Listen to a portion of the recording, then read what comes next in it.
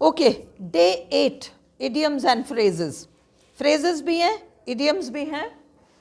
To be like a bull in a china shop. To be like a bull in a china shop. क्या होता है China shop? कांच के सामान की दुकान. कल्पना करो कांच के खूब सुंदर क्रॉकरी की दुकान और उसमें महंगे कांच के सामान है ढेर ढेर ढेर सारे पूरी दुकान में. उस दुकान में अगर सांड घुस जाए तो क्या हो जाएगा? What will happen? दुनिया भर का तोड़ फोड़ मच जाएगा, है ना? तो ये इसका लिटरल मीनिंग है. बट एक्चुअली जब हम यूजेज में लेते हैं, बहुत अधिक गुस्सा हो जाना, क्रोधित हो जाना, ये है to be like a bull in a china shop. जब पापा ने बच्चे का रिपोर्ट कार्ड देखा, साल भर ट्यूशन भेजा है, ये किया है, वो किया है, हर इच्छा भी पूरी की है, साइकिल मांगी तो साइकिल भी दिला दी, भाई ट्यूशन के लिए जाने के लिए मुझे चाहिए, और रिपोर्ट आया, रिपोर्ट कार्ड आया तो पता चला सारा गोल मामला है. अब that father will be like a bull in a china shop, है ना? बहुत ज़्यादा गुस्सा आना. ये तो एक जस्ट एक जनरल एग्जाम्पल है, यू कैन यूज इट. बहुत अधिक गुस्से वाली स्थिति में होना, मतलब मैं क्या कर दूं अब. That kind of a situation is to be like a bull in a china shop. Clear? Number 2, a close shave. बाल बाल बचना. टू एस्केप नैरोली और to have a narrow escape. सड़क पे अक्सर हो जाता है ना? क्लोज शेव मतलब नुकसान हो जाता, नुकसान होते होते वो क्लोज शेव. अब वो किसी भी तरह का हो सकता है, ज़रूरी नहीं है कि ऑलवेज एक्सीडेंट वाली स्थिति में हो. ऑफ कोर्स आप जा रहे हो और बिल्कुल बाल बाल बचे हो, वो भी एक सिचुएशन है ना?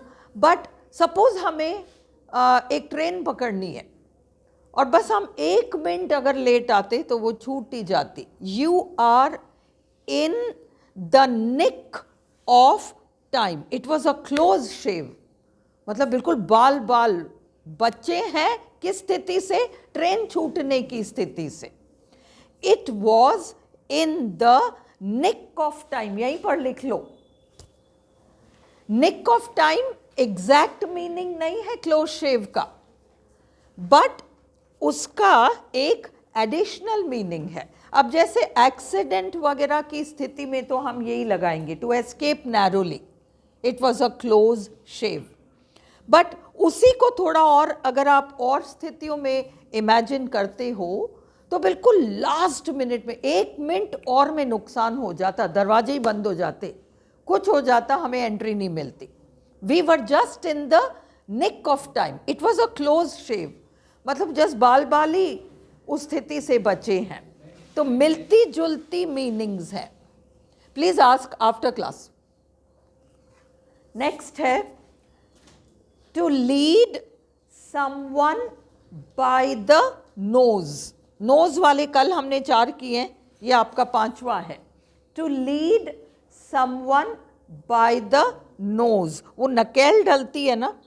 अब to lead someone by the nose का मतलब अपनी अपनी मर्जी दूसरे पर थोपना और दूसरे को अपनी मर्जी के अकॉर्डिंग काम करने पर मजबूर कर देना. That is to lead. तुम्हारी मर्जी चल ही नहीं सकती, जो सामने वाला कहेगा बस वही वही होगा. That is I am then leading you by the nose. तुम कुछ भी नहीं कर पा रहे, हेल्पलेस फील कर पा रहे हो और तुमको करना पड़ रहा है वो जो कि मैं तुम्हें करने पर मजबूर कर रही हूँ. That is to lead someone by the knows.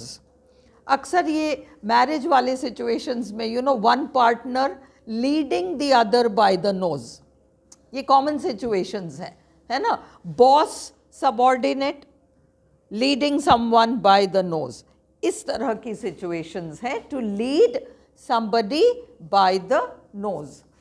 To be self willed, नहीं मेरी मर्जी, self willed, and expect others to act according to one's will alone. वो जो भी व्यक्ति कमांड में है बस मेरी मर्जी के अकॉर्डिंग चलेगा और तुम्हारी मर्जी नहीं चलेगी. This is to lead someone by the nose.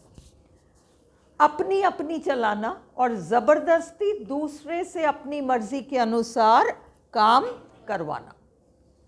चौथा, फेयर वेदर फ्रेंड्स, अच्छे समय की दोस्ती. बहुत खोखली सी जो दोस्ती होती है ना, शैलो फ्रेंडशिप, अगर परीक्षा की घड़ी आ जाए तो फिर ये व्यक्ति दोस्त साबित नहीं होगा, छोड़ के भाग जाएगा.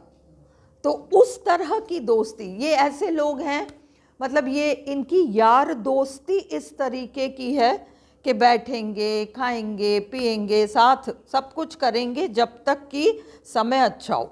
समय बदला और दोस्ती खत्म हुई या दोस्ती खत्म हुई.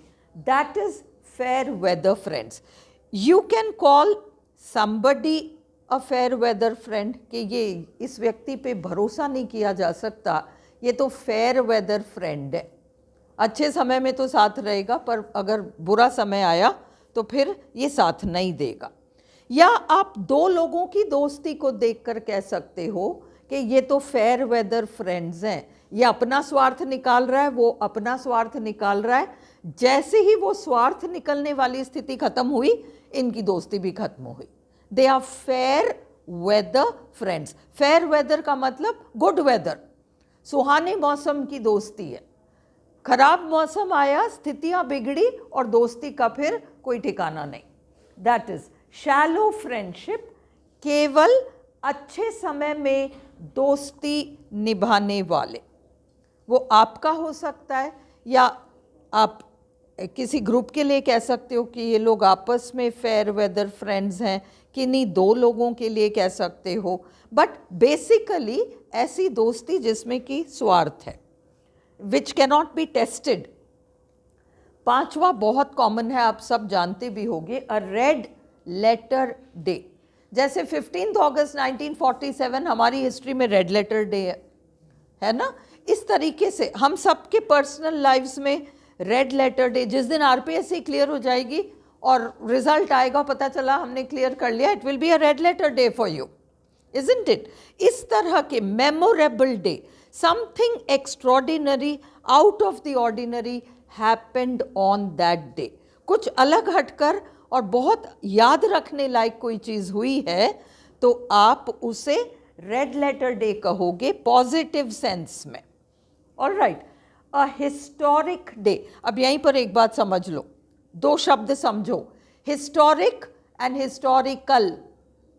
Historical is related to history. It is not, if you clear RPSC second grade, first grade, it is not going to be a historical day. It will be a historic day. It has nothing to do with history. इसलिए वो historical नहीं होगा, है ना, but historic होगा. Very very important. Historic. Historical अलग है. Historical का मतलब history से संबंधित. A historic day, very important और memorable, याद रखने लायक day due to some event. यादगार दिन हम जनरली कह सकते हैं. Is it clear? Enough for today. Let us finish for today.